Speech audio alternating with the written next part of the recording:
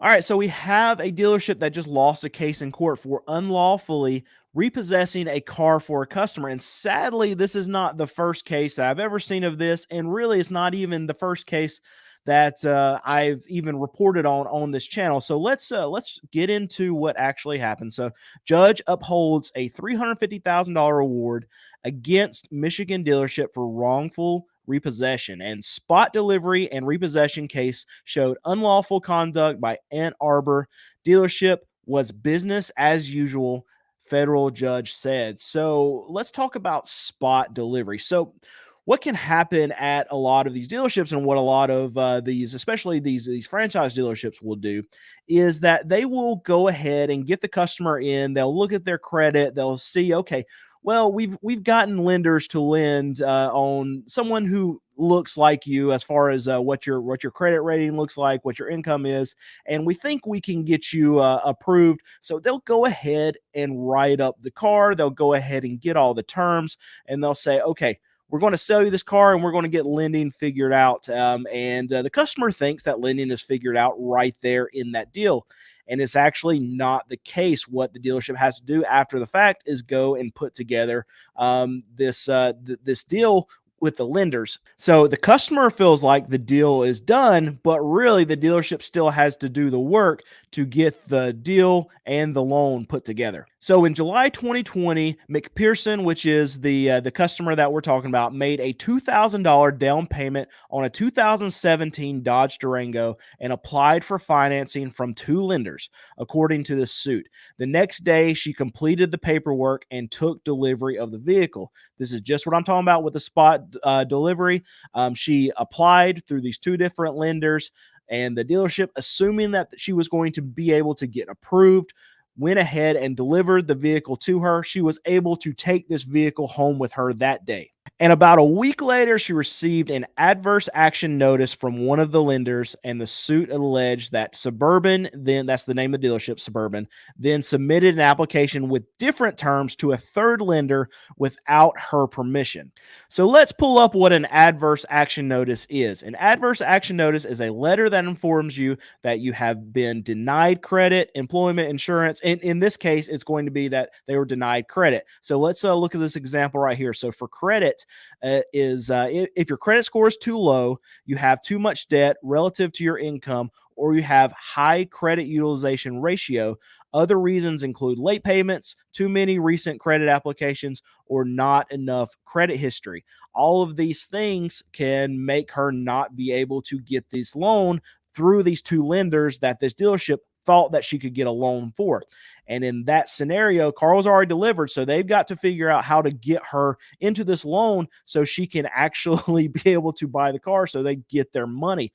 So in this case, they went to a third lender, which was probably more of a subprime lender, meaning that the rates would not be as good as the first two lenders, meaning that her monthly payment was going to be higher. So then they were able to get her a loan through this third lender, and she had to then come back in to sign the financing paperwork again, because remember, she only signed the paperwork for the two lenders that they thought that they could get her approved for.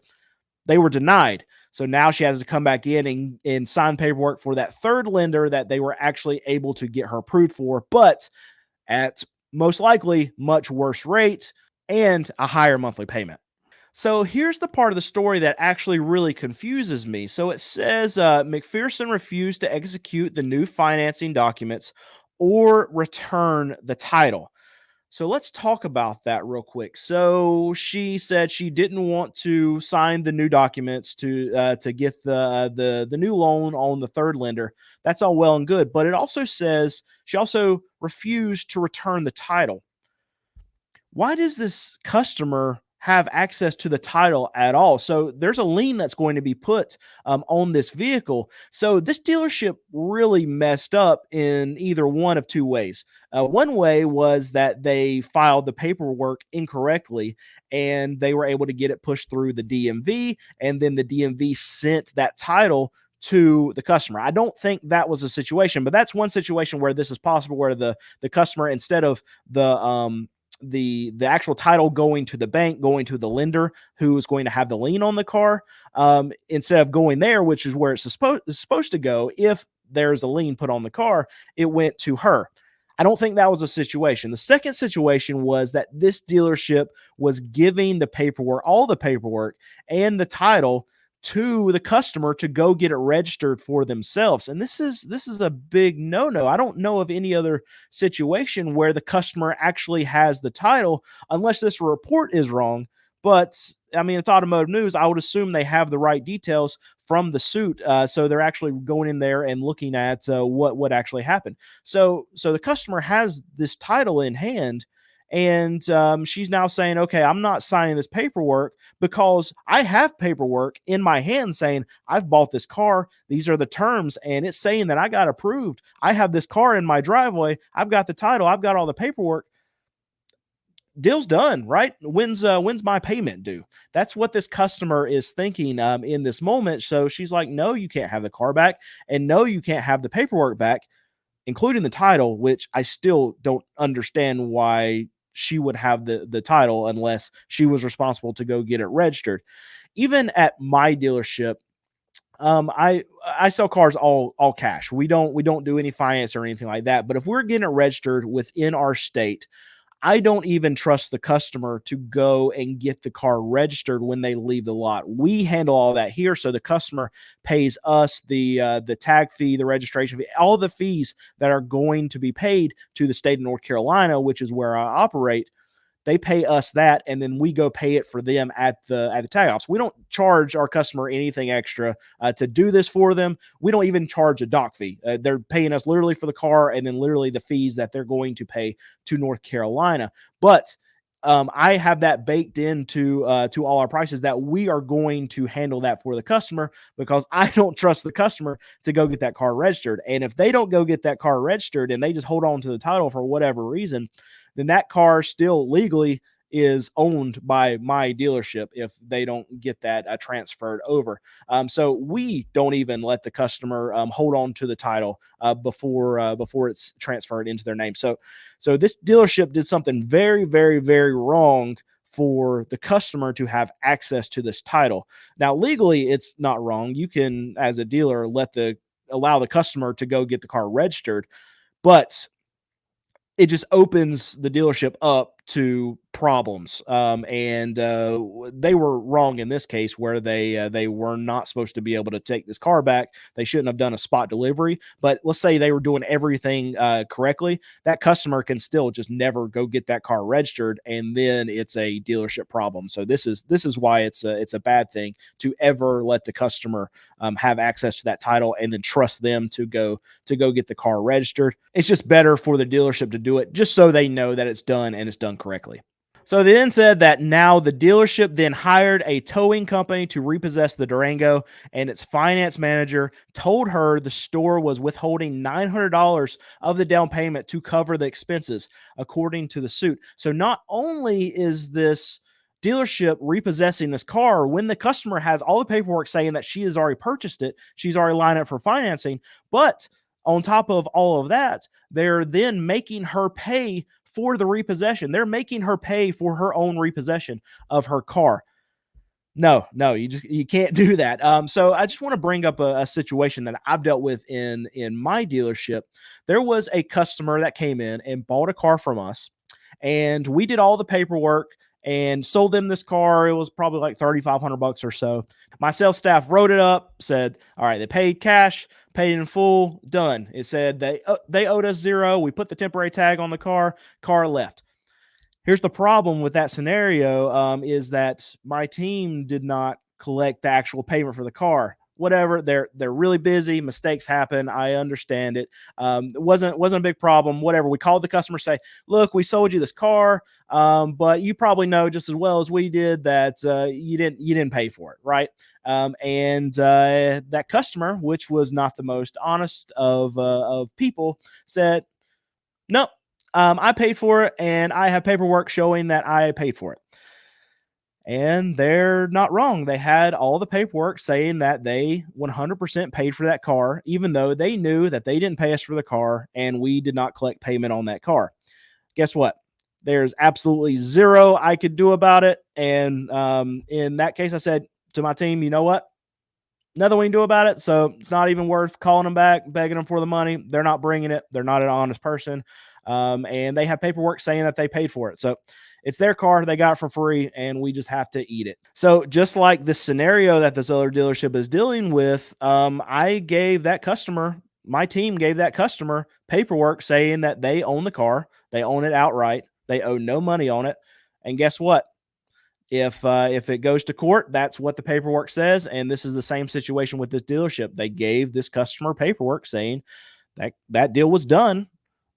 She needs to know when her first monthly payment is, and that is her car, and that dealership cannot take that car back because she has paperwork saying that, you know what, I bought the car already. So now at the trial, a jury found the dealership liable for violations of Fair Credit Reporting Act, Equal Credit Opportunity Act, and state laws, as well as conversion and improper repossession. They can't repossess the car because the paperwork says that she bought the car. She signed the terms were set.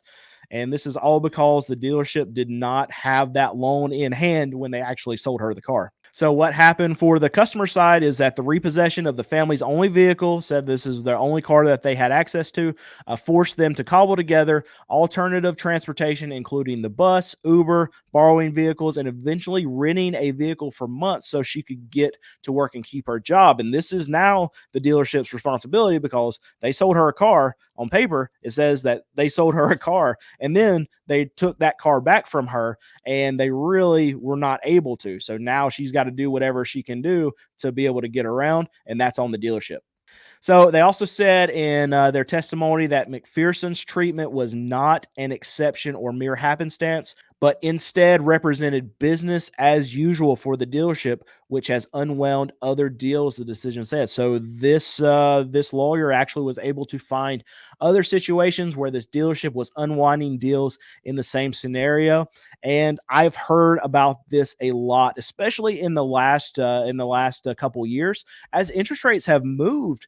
You see these dealer loans actually get moved. So if a deal happens one day and they don't get closed on that actual loan 3 days later, even though the customer's already has the car, and the interest rate goes up by a little bit, then their monthly payment go up by a little bit, and that customer has to come in and re-sign the paperwork. And it's been a big issue over the last few years, especially with all this volatility in the market. Dealerships really trying to squeeze out as much money as possible out of these consumers. It's nice that we see one of these situations really not go through, because this spot delivery stuff happens all the time. And it's even worse right now as credit's getting tighter, as these banks are turning down more consumers. I just did a video recently showing how 1 out of every 5 consumers that is trying to get an auto loan, they're getting denied. And these dealerships are trying anything. They have to do anything to get people in cars because they're not selling a lot of vehicles right now. And so they're shopping deals. They're shopping a lot of these lenders. And if they think that a customer can get approved, just like they thought this customer right here could get approved, when that falls through, then they're going into really emergency mode. Like, okay, we still have to have this deal. So what can we do? What can we do? What can we do? And in these cases, they skirt the law, and they maybe cut some corners when they shouldn't have. And this dealership's getting in trouble for it. So now the worst thing about it, and why this dealership probably had to pay so much to this customer, was because there was evidence that the dealership employees repeatedly insisted that McPherson surrender the Durango or sign a new loan agreement. So they basically were threatening her, okay, you've got to turn in your car or come in and sign for this other loan that we got you approved for. That's not what we said that we could get you approved for in the first place.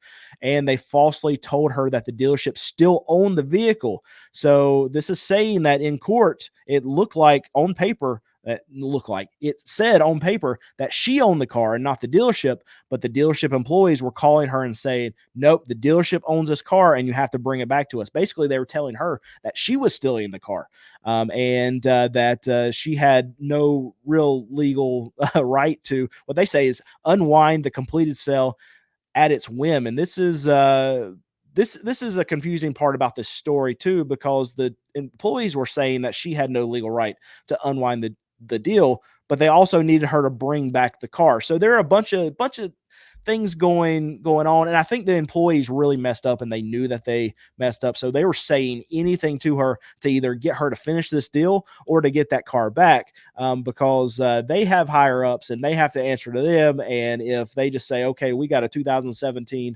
Durango that we just basically gave away for free, and they're somebody's probably going to lose their job in this situation. Somebody probably should lose their job anyway. But just like the situation that my dealership had to deal with, where okay, paperwork says it's your car and it's free, and you know that you didn't pay us, but we need you to come back here and pay it. The customer says, nah, my paperwork says I already paid for it, so I think I'm good. Yep, you're good. That's right. All right. Well, maybe, hopefully, you'll send us at least a Christmas card for my 35. I'm still bitter about this. I can't believe somebody would just take the car and not pay for it, knowing that they didn't pay for it. This is not my story, but it just brings back memories of that person. Just can't believe they could do it. Never got a Christmas card either. Not any baked goods, cookies, nothing. Not even a thank you for a free car. I could probably make a really big, good YouTube video giving away a free car. Not even a thank you, Christmas card, anything. All right, is that enough? I feel I feel worse than before I started this video. I hope you feel better though. Please subscribe and like this video. Leave me a comment. Let me know what you think. Hope you have a great rest of your day. And I am going to go mourn the death of my $3,500 some more. So later, guys.